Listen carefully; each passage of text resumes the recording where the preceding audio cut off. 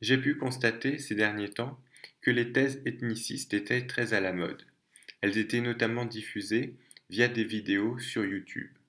Et un certain nombre de personnes peuvent se sentir concernées par celles-ci. Alors, par ethniciste, j'entends des thèses qui mettent en avant la couleur de peau des individus en estimant que c'est là la caractéristique principale de leur identité. Pour dire simplement, par exemple, moi, je serais avant tout blanc. Or, je pense que d'un point de vue chrétien, cette position ethniciste est contraire à la foi, puisque pour un chrétien, ce qui est le plus important, c'est Dieu, c'est Jésus, c'est l'Évangile. Et c'est donc sa foi chrétienne qui prime sur toutes les autres appartenances. Au sein des courants ethnicistes, il y a une grande diversité, et donc je ne peux pas tout traiter en une vidéo. J'aurai l'occasion donc d'y revenir à plusieurs reprises. Dans cette première vidéo, j'aimerais me concentrer sur un point très particulier qui peut être formulé sous la forme d'une question ou d'une affirmation. Le christianisme est-il la religion des Blancs? C'est une affirmation qui peut être faite par deux catégories de personnes opposées. Soit des Blancs qui se revendiquent chrétiens et qui utilisent cette affirmation pour rejeter les personnes non blanches du christianisme, soit au contraire des non-blancs, souvent d'ailleurs des Africains, qui se servent de cette affirmation pour rejeter le christianisme, en disant nous sommes noirs, nous sommes africains, nous n'avons rien à faire avec le christianisme qui est la religion des Blancs. Or, dans cette vidéo, j'aimerais en 3 points te montrer pourquoi cela est faux.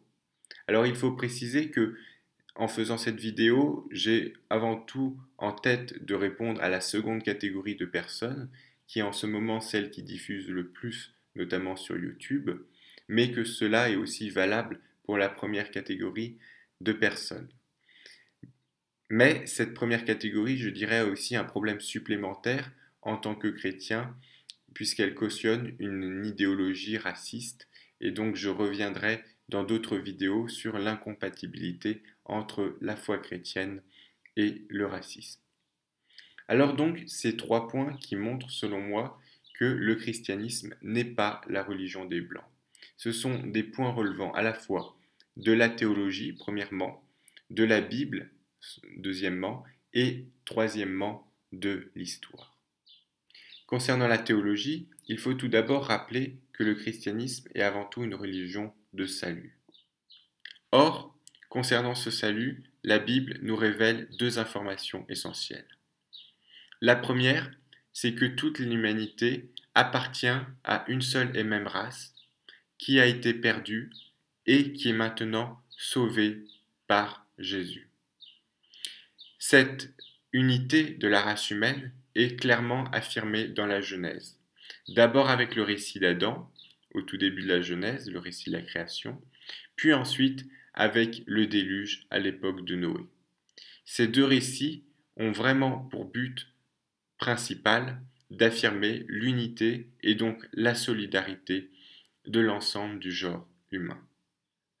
Deuxièmement, concernant le salut, il est aussi clairement affirmé que Jésus est venu pour sauver tous les hommes et qu'il n'y a donc aucune distinction qui est faite selon la couleur de peau.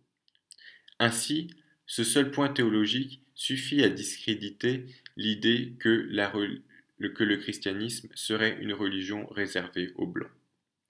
Mais il faut cependant reconnaître qu'il est surtout valable pour des personnes qui accepteraient déjà la foi chrétienne, pour donc les personnes de la première catégorie.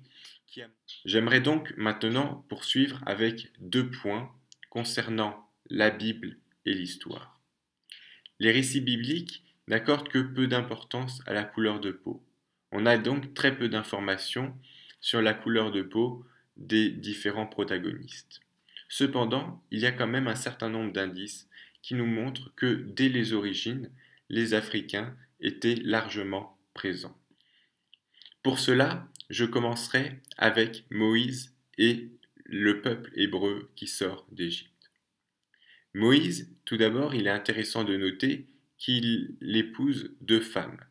Une première, qui est originaire de la région de Madian, dont on ne connaît pas vraiment la couleur de peau, mais qui était probablement assez foncée, sans être forcément noire, et une seconde qui, elle, en revanche, vient de Couche et donc qui est noire. C'est une africaine.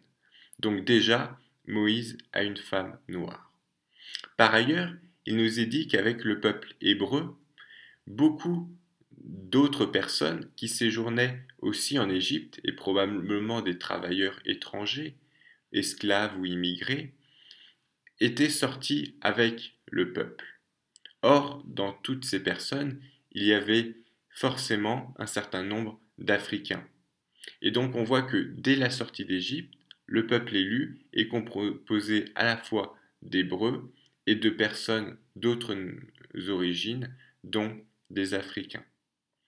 Ajoutons par ailleurs que le peuple hébreu est aussi certainement beaucoup plus foncé que ce qu'on imagine couramment. L'erreur que font beaucoup de personnes aujourd'hui est de confondre les juifs qui peuvent croiser avec le peuple hébreu d'autrefois. Or, le peuple hébreu d'autrefois vient du Moyen-Orient, tandis qu'aujourd'hui, beaucoup de juifs sont descendants de certaines populations européennes converties au judaïsme au cours de l'histoire. Et donc aujourd'hui, les juifs d'aujourd'hui sont beaucoup plus blancs que les hébreux d'autrefois. C'est là un point important à rappeler.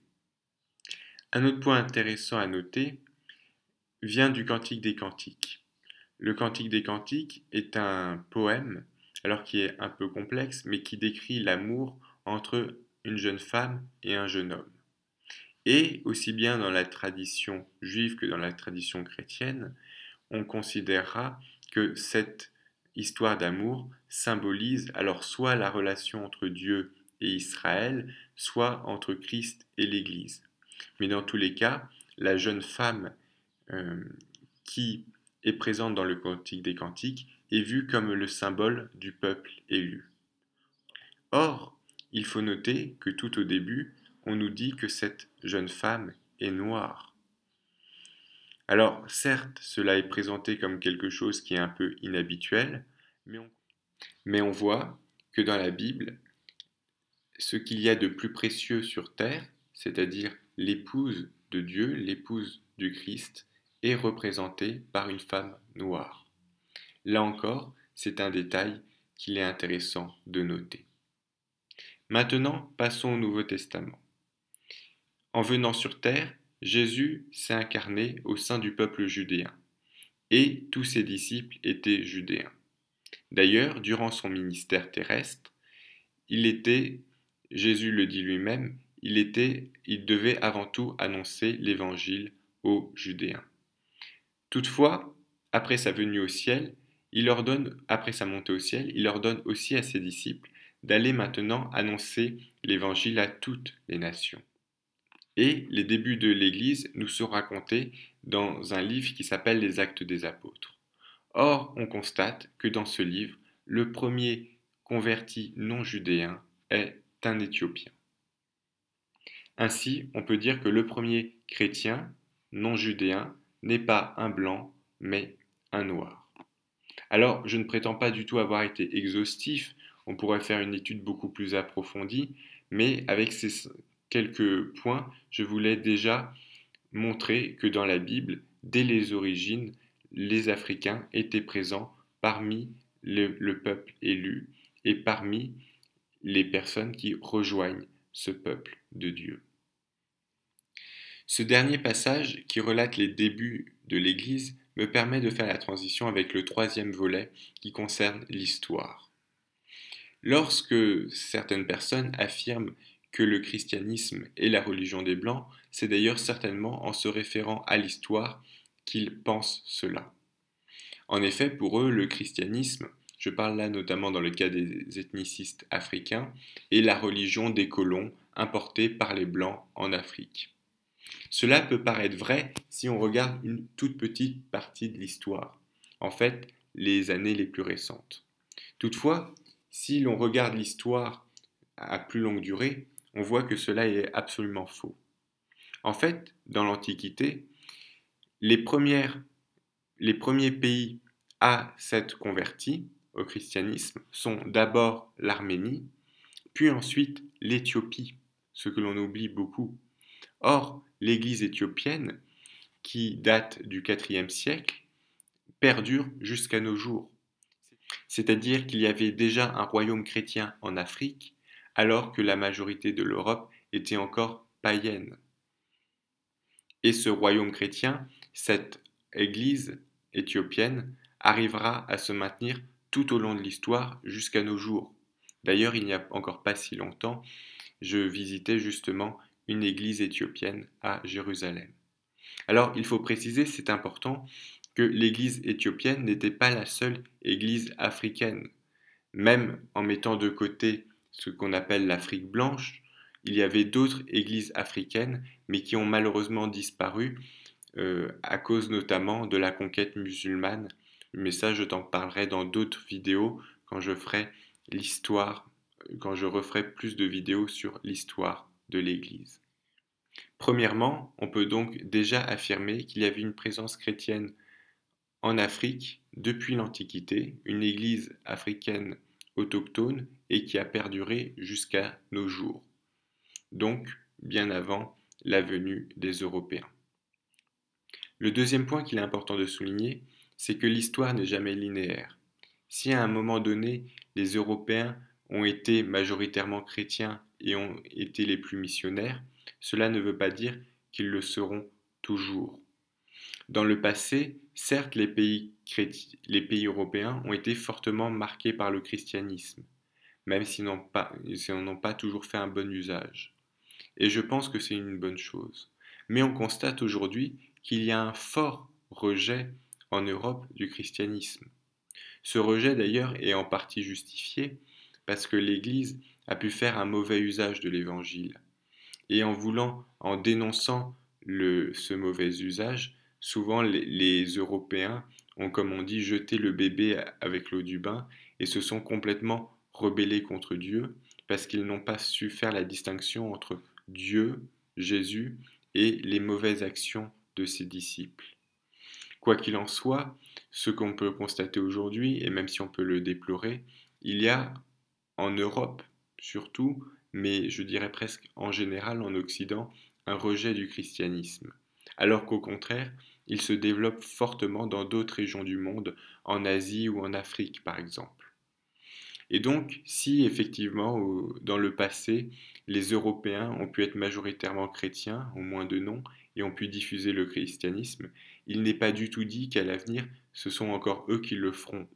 Peut-être que ce seront d'autres peuples, des peuples africains par exemple, qui viendront réévangéliser l'Europe.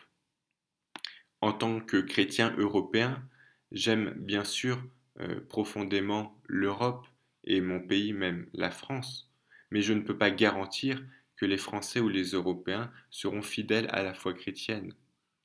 En revanche, ce qui est certain, c'est que l'Évangile continuera à être diffusé dans le monde entier. Et si ce ne sont pas les Européens qui le feront, eh bien d'autres peuples s'en chargeront. Et c'est là ce qui est le plus important. Enfin, je terminerai par une troisième considération. Si on regarde l'histoire, les Européens ne sont à l'origine pas plus chrétiens que les Africains ou que les Asiatiques. Tous ces peuples-là avaient, avant la venue de Jésus, d'autres religions traditionnelles. Et il y a d'ailleurs aujourd'hui un certain nombre d'Européens, comme d'Africains, qui veulent revenir à ces religions. Ce sont notamment au sein des Européens ce qu'on appelle les courants néo-païens, que l'on trouve d'ailleurs aussi bien à l'extrême gauche qu'à l'extrême droite. Mais ça, je t'en parlerai plus spécifiquement dans d'autres vidéos, notamment à mon retour en France, car je n'ai pas avec moi les documents nécessaires pour te parler de cela. Pour conclure cette vidéo, j'aimerais donc brièvement récapituler les trois grands volets que j'ai évoqués. À la question le christianisme est-il la religion des Blancs? Je pense que l'on peut catégoriquement répondre non, aussi bien d'un point de vue théologique que biblique qu'historique. D'un point de vue théologique, le salut est clairement destiné à tous les hommes. L'Évangile doit se répandre dans le monde entier et n'est pas limité à une ethnie particulière. D'un point de vue biblique, on constate que dès les origines, dès les débuts du peuple élu, on a de nombreux indices qui nous montre la présence de personnes de différentes couleurs et notamment d'Africains ou d'Africaines. On l'a avec la femme de Moïse, mais aussi avec les nombreuses personnes qui ont pu rejoindre le peuple hébreu à sa sortie d'Égypte. Enfin, au niveau de l'histoire, on constate que dès les débuts de l'Église, il y a eu des Africains qui ont rejoint l'Église, et même, je dirais, qu'ils l'ont rejoint avant les Européens, puisque le premier converti est un Africain et non un Européen, et que le premier royaume, ou plus exactement le second royaume qui devient chrétien, est encore un royaume africain, l'Éthiopie, alors qu'au même moment, l'Europe est encore majoritairement païenne. Voilà ce que je voulais te partager sur ce sujet. Je te dis donc à bientôt pour une prochaine vidéo.